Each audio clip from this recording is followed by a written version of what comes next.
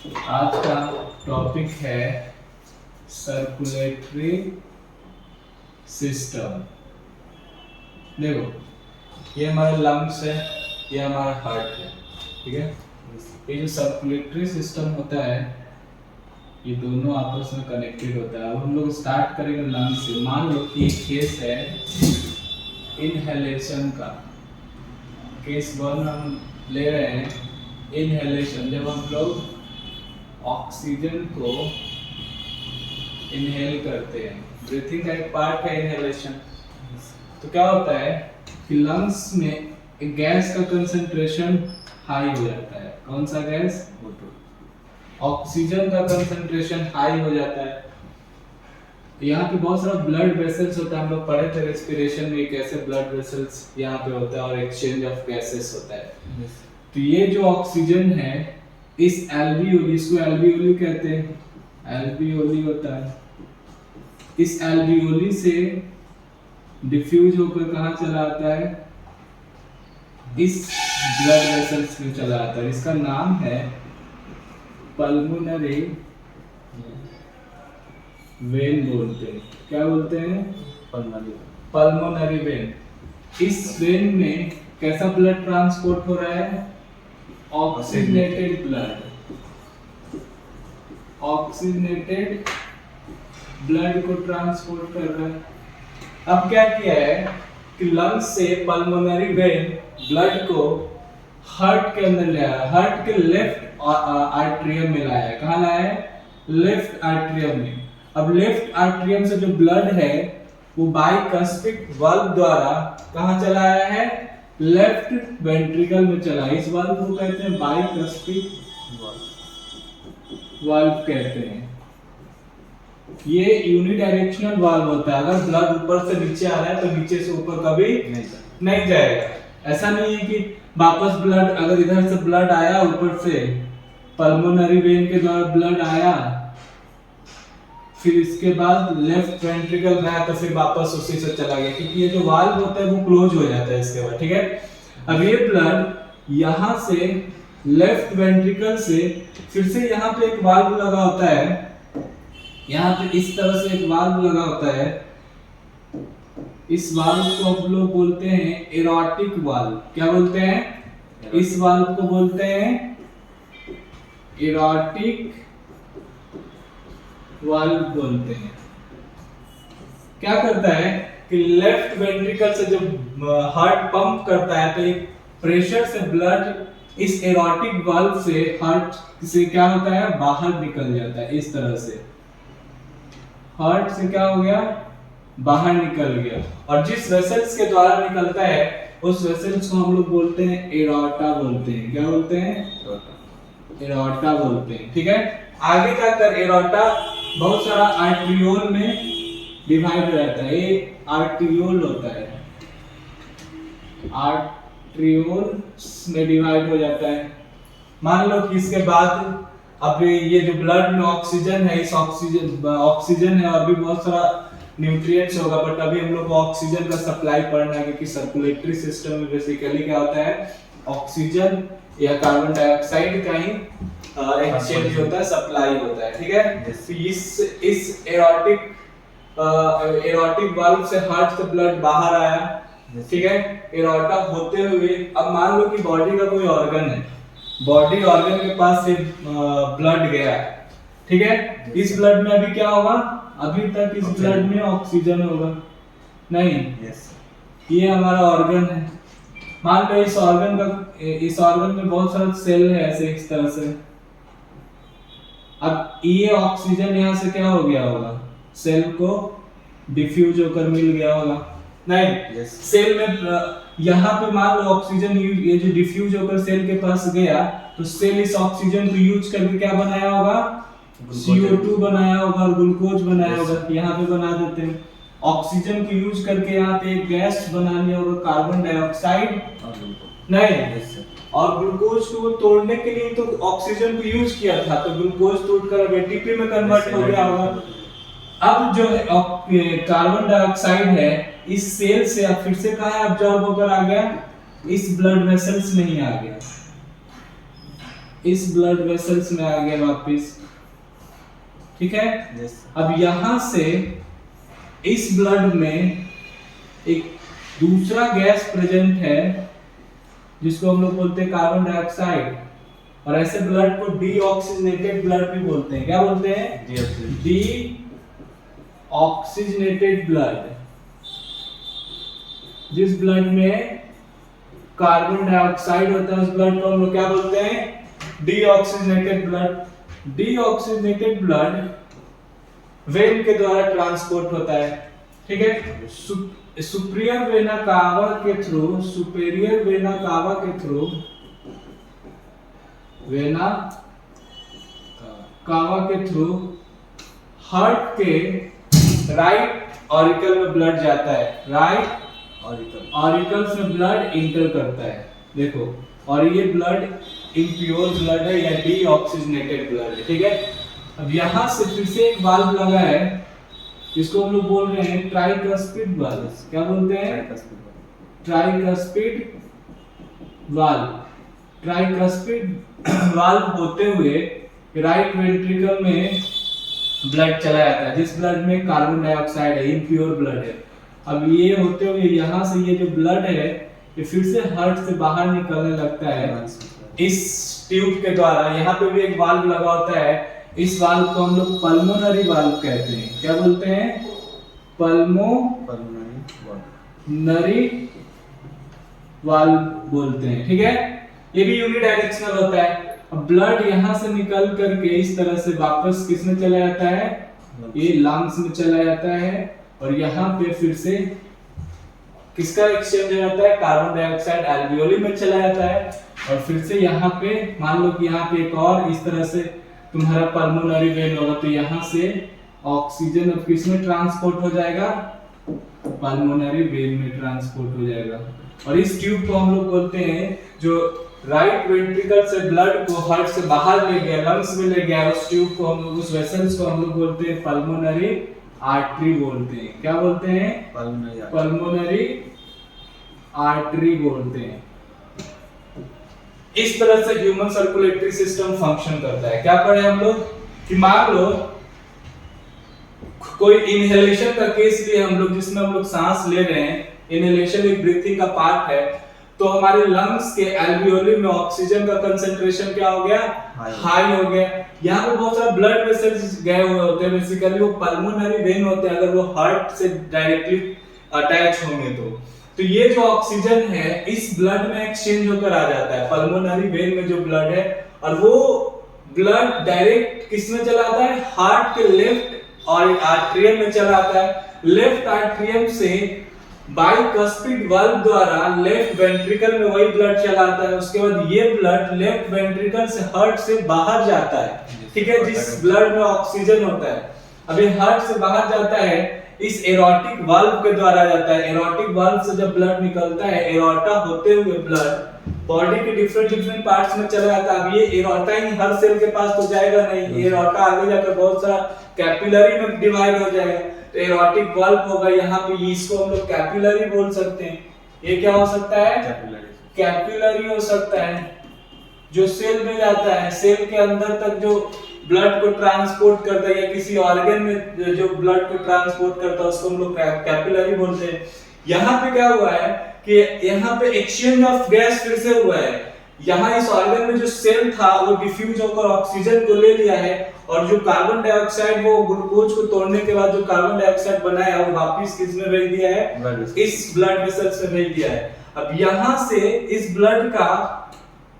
Blood में gas change हो गया। पहले तो ऑक्सीजन था, अब इस ब्लड में क्या आ गया है? कार्बन डाइऑक्साइड आ गया, जिसके कारण ये ब्लड इम्प्योर हो गया है, और ऐसे ब्लड को डीऑक्सीजनेटेड ब्लड कहते हैं। और जो वेसल्स ले जा रहा है इसको हम लोग वेन बोलते हैं। क्या बोलते हैं? ये वेन, बहुत सारा वेन आपस में कनेक्ट होकर वेना कावा बनाता है, जो हार्ट से डायरेक्टली अटैच्ड होता है। वेना कावा हार्ट के राइट आर्टरियम में जाकर के इन करता है, ब्लड को लेकर के इन करता है, फिर ट्राइकस्पिड वाल्व होते हुए राइट वेंट्रिकल में ब्लड को पुश करता है। अब इस राइट वेंट्रिकल का जो ब्लड है वो पुश होकर फिर से हार्ट से बाहर चला जाएगा और लंग्स के पास जाएगा, किस वाल्व के द्वारा? तो पल्मोनरी वाल्व के द्वारा। और इस वेसल्स को हम लोग बोलते हैं पल्मोनरी आर्टरी।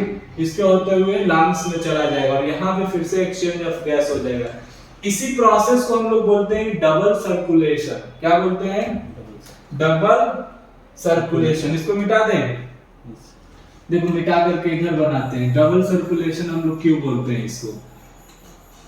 डबल सर्कुलेशन क्या होता है? डबल सर्कुलेशन क्या है? ब्लड एक बार जब लंग्स से हार्ट में आया तो फिर से ब्लड हार्ट से एरोटा के थ्रू बाहर चला गया, बॉडी पार्ट में गया, ठीक है। अब यहाँ ब्लड से ऑक्सीजन यूज होने के बाद जब ब्लड इम्प्योर हो गया तो ब्लड वापस फिर से कहाँ चला गया? हार्ट में चला गया। तो अगर देखा जाए तो जो ब्लड है हार्ट में दो बार आ रहा है। एक बार तो लंग से पल्मोनरी आर्टरी के थ्रू आ रहा है, फिर से जब हार्ट से बाहर जा रहा है तो सेल से यूटिलाइज होकर जो ब्लड में ऑक्सीजन प्रेजेंट है सेल यूज करके उस ब्लड में कार्बन डाइऑक्साइड को डाल देता है। ये फिर से ब्लड कहाँ चला जाता है? ह्यूमन हार्ट में ही जाता है। अब ये इस राइट वेंट्रिकल उसको फिर से लंग्स में भेजता है। यानी देखा जाए तो ये ब्लड टू टाइम्स हार्ट के अंदर गया है। इसी प्रोसेस को बेसिकली हम लोग बोलते हैं डबल सर्कुलेशन बोलते हैं। क्या बोलते हैं? Double circulation. Blood two times goes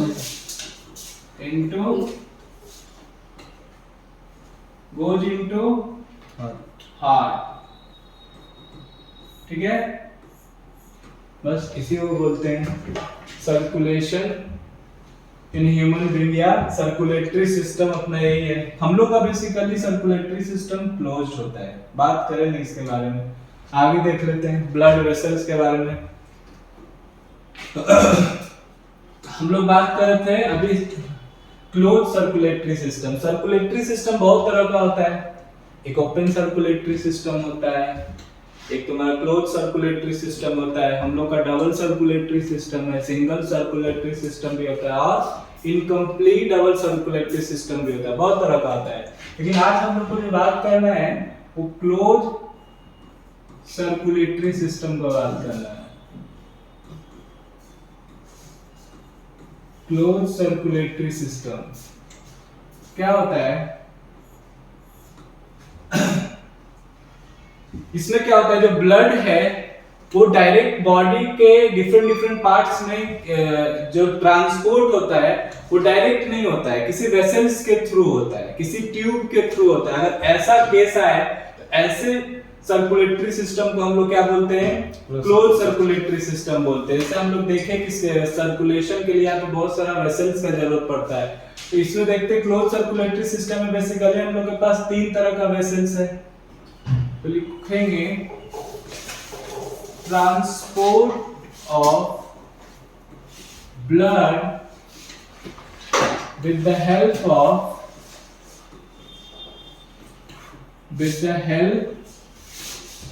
of vessels।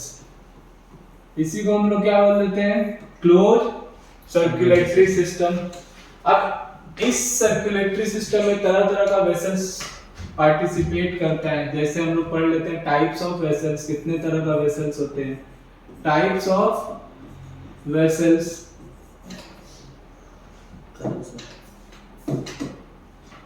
Types of vessels में बहुत तरह का। पहला हम लोग पढ़ लेंगे artery. Second when and third capillary.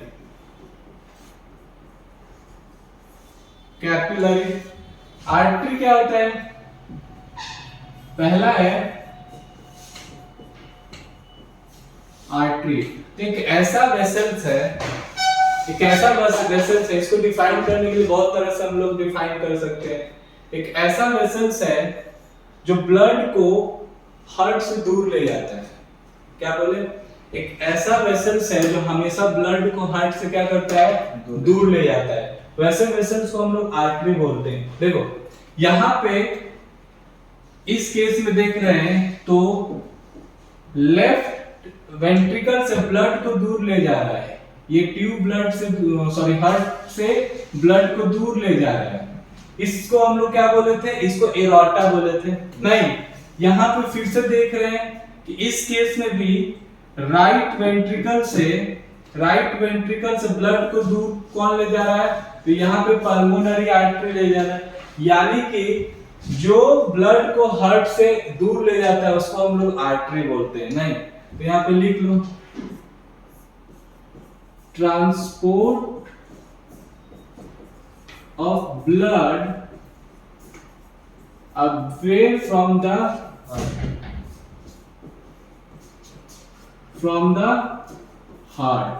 Heart से जो ब्लड को दूर ले जाता है वैसे वेसल्स को हम लोग क्या बोलते हैं, आर्टरी बोलते हैं। या दूसरे शब्दों में इसको ऐसे भी बोल सकते हैं कि जो प्योर, बेसिकली ये सही नहीं है डेफिनेशन, जो प्योर ब्लड को ट्रांसपोर्ट करता है। तो चलो एओर्टा के केस में तो जो है ये प्योर ब्लड को ट्रांसपोर्ट करता है, बट पल्मोनरी वेन जो है वो इम्प्योर ब्लड को ट्रांसपोर्ट करता है। तो ये डेफिनेशन इसका सुटेबल है। आगे जाकर मान लो आर्टरी ऐसा है, कोई ऐसा मोटा सा पाइप है जो आर्टरी का है इस तरह से, आगे जाकर बहुत आगे जाकर डिवाइड करेगा ऐसे, बहुत सारा आर्टरियोल में डिवाइड करेगा। क्या बोल देंगे इसको, आर्टरियोल बोल देंगे। समझ में आया? इस तरह से ये आगे जाकर और डिवाइड करेगा, आगे जाकर एक कैपिलरी बनाएगा। क्या बनाएगा? कैपिलरी बना लेगा। समझ गए? अब ये कैपिलरी किसी सेल के पास जाएगा। मान लो इधर कोई सेल है, इस तरीके की कोई सेल है, इस कैपिलरी जो है अब इस सेल तक ब्लड को क्या करेगा, ट्रांसपोर्ट करेगा। तो ये तुम्हारा आर्टरी है। समझ गए? दूसरा हम लोग को समझना है वेन क्या होता है। तो चलो इसमें पढ़ लेते हैं। सेकेंड क्या है, वेन। वेन के केस में क्या होता है, ये ब्लड को हार्ट के अंदर लाता है। जो वेन का जो वेसल्स है वो हमेशा ब्लड को कहां लाएगा, वो हार्ट के अंदर लाएगा। या तो वो लंग्स से लाएगा या तो बॉडी के डिफरेंट पार्ट से लाएगा। तो वेन का एक ही काम है ब्लड को हार्ट के अंदर लाना। नहीं तो क्या लिखेंगे इसमें, transport of blood from different parts of body to heart. Transport of blood from different parts of body. different part of body to heart. to the heart. Yes. नहीं, ये डिफरेंट पार्ट ऑफ बॉडी में तुम्हारा lungs भी है, lungs से भी लाता है। ऐसे वेसल्स को हम लोग क्या बोल देते हैं, वेन बोल देते हैं। अब वेन कितने तरह का होता है, तो देखो वेन भी बहुत तरह का होता है, कुछ नहीं। ऐसे मान लो एक मोटा वेन है, ठीक है, अभी आगे डिवाइड होगा तो वहां पे आर्टरी जब डिवाइड हुआ था तो आर्ट्रियोल बनाया था, यहाँ पे वेंट्रियोल बनाएगा। क्या बनाएगा, वेंट्रियोल बनाएगा। ये आगे जाकर फिर से ब्रेक हो जाएगा, ये भी आगे जाकर क्या बनाएगा, कैपिलरी बनाएगा। यानी कि एक चीज तो कॉमन है, एक चीज कॉमन क्या है कि हम लोग पढ़ते हैं कि आर्टरी जो होता है वो प्योर ब्लड को ट्रांसपोर्ट करता है और ये जो वेन होता है इम्प्योर ब्लड को ट्रांसपोर्ट करता है। लेकिन जो कैपिलरी होता है वो दोनों तरह का ब्लड को ट्रांसपोर्ट करता है, चाहे वो प्योर ब्लड हो या फिर इम्प्योर ब्लड हो। मान लो इस ब्लड में तुम्हारा कार्बन डाइऑक्साइड है, ये भी दो तरीके से ये ट्रांसपोर्ट हो गया, ऐसे नहीं।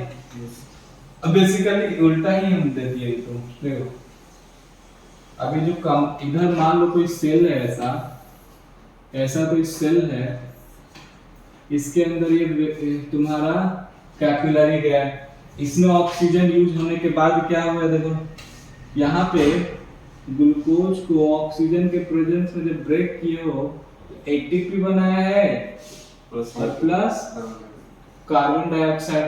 अब ये कार्बन डाइऑक्साइड को क्या होना है, इस कार्बन डाइऑक्साइड को ट्रांसपोर्ट करता है ये कैपिलरी, देखो ट्रांसपोर्ट कर रहा है। इधर भी मान लो कोई होगा तो इधर से भी कार्बन डाइऑक्साइड बनाएगा, कैपिलरी होते हुए किस में डाल देगा, इस वेना के हवा में डाल देगा। अब ये वेना का हवा राइट ऑरिकल में जाकर के हार्ट में क्या होता है, मिल जाता है। अभी कार्बन डाइऑक्साइड को राइट ऑरिकल में डाल दिया, फिर ट्राइकस्पिड वाल्व होते हुए वो राइट वेंट्रिकल में चला गया और वहां से ब्लड जब पंप होता है तो फिर कहाँ चला जाता है, पल्मोनरी वाल्व के द्वारा हार्ट से लंग्स के अंदर चला जाता है ब्लड। ये तुम्हारा वेन हुआ। वेन का टाइप इस तरह से है। और एक काम है वेन का, बेसिकली ये ब्लड इम्प्योर ब्लड को ट्रांसपोर्ट करता है। कैसे ब्लड को ट्रांसपोर्ट करता है, when basically transport impure blood, समझ गए। आर्टरी कैसा ब्लड को ट्रांसपोर्ट करता है, प्योर ब्लड को करता है। चलो ब्लड वेसल्स हो गया अपना। एक बचा है और ब्लड वेसल्स में, कैपिलरी के बारे में हम लोग नहीं पढ़े, इसी में पढ़ लेते, इसको मिटा देते हैं। कैपिलरी के बारे में पढ़ लेते हैं, क्योंकि अभी हम कैपिलरी के बारे में कुछ कुछ बताए थे। कैपिलरी क्या है,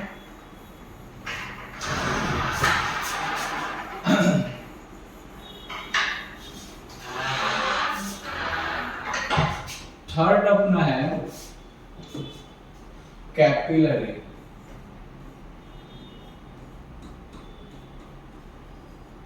तो ये जो कैपिलरी होता है वो आर्टरी का भी होता है और वेन का भी होता है। सिंपल इमेजिन करो, यहाँ पे एक ऐसा एक सेल है, ठीक है, इधर से एओर्टा आ रहा है, इधर से एओर्टा आ रहा है, ये दो डिफरेंट पार्ट में डिवाइड हो गए यहां से।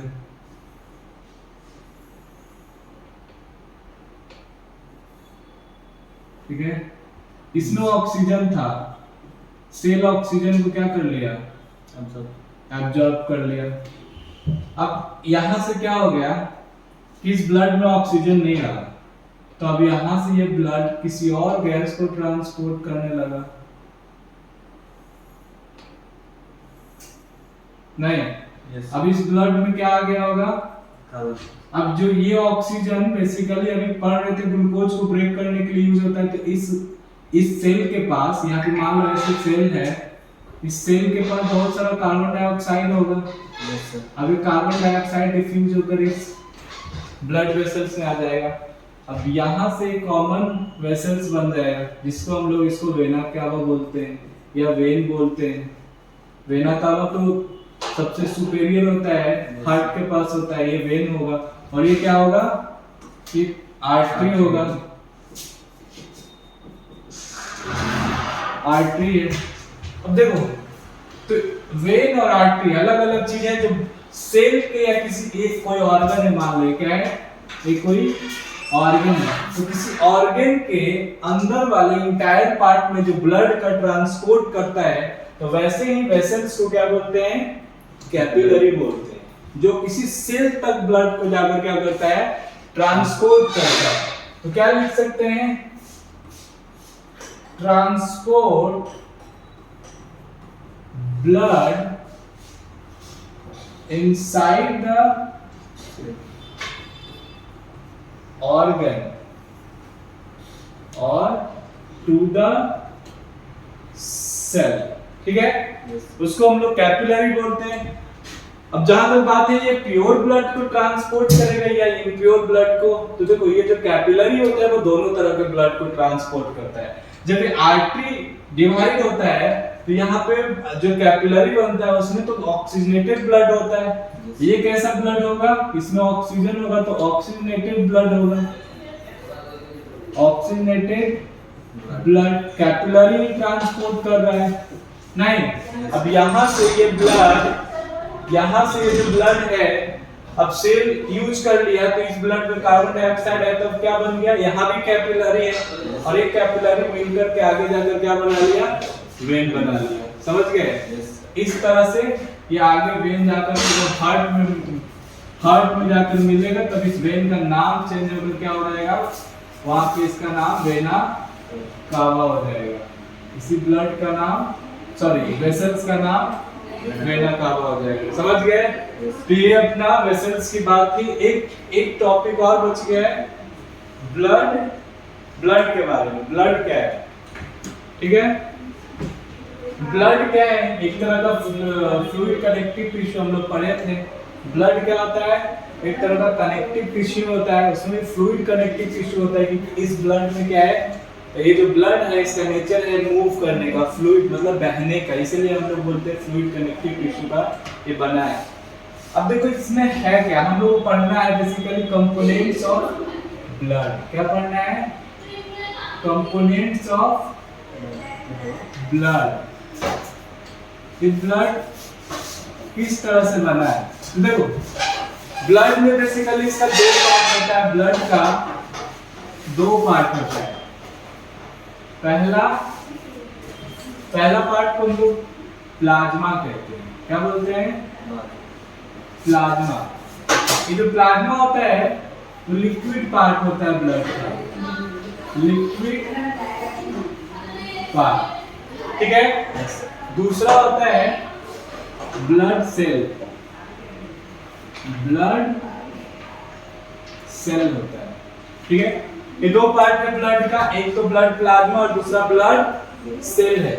ब्लड प्लाज्मा का जो परसेंट होता है ब्लड में वो अप्रॉक्स 55% होता है, और ब्लड सेल का जो परसेंट होता है अप्रॉक्स 45% होता है। ठीक है, प्लाज्मा आगे जाकर फिर से दो भाग में डिवाइडेड है, यानी कि प्लाज्मा का भी कुछ कंपोनेंट्स है। तो प्लाज्मा का 90% जो पार्ट है वो वाटर है। क्या है? वाटर। यानी कि 55 का 90% क्या है? वाटर है, और जो बाकी बचा 10%, वो 10% क्या है? प्रोटीन है। क्या है? प्रोटीन। तो यानी कि प्लाज्मा में प्लाज्मा का भी आगे जाकर दो कंपोनेंट्स है, एक तो वाटर और दूसरा प्रोटीन। इस वाटर के कारण ही प्लाज्मा फ्लो करता है, यानी कि 90% ब्लड में क्या होते हैं? वाटर होते हैं। अब प्रोटीन में क्या क्या है? तो प्रोटीन भी आगे तीन तरह का होता है। एल्ब्यूमिन नाम का एक प्रोटीन होता है, ग्लोबुलिन होता है, ग्लोबुलिन होता है, और एक फाइब्रिनोजेन नाम का प्रोटीन होता है। तीन तरह का प्रोटीन पाया जाता है ब्लड प्लाज्मा में। ये जो ब्लड सेल है, अब हम लोग दूसरा पार्ट पे चलते हैं, ब्लड सेल पे। ब्लड सेल में कैसा कैसा सेल पाया जाता है? तो इसमें बहुत तरह का होता है सेल। अब देखो ब्लड सेल बेसिकली तीन तरह का होता है। कौन कौन? आरबीसी, डब्ल्यूबीसी और प्लेटलेट्स। तीन तरह का ब्लड का मतलब ब्लड सेल का जो कंपोनेंट होता है। आरबीसी का पूरा नाम है रेड ब्लड सेल, इसी को हम लोग बोलते हैं रेड ब्लड सेल, या इसी का बायोलॉजिकल नेम है एरिथ्रोसाइट।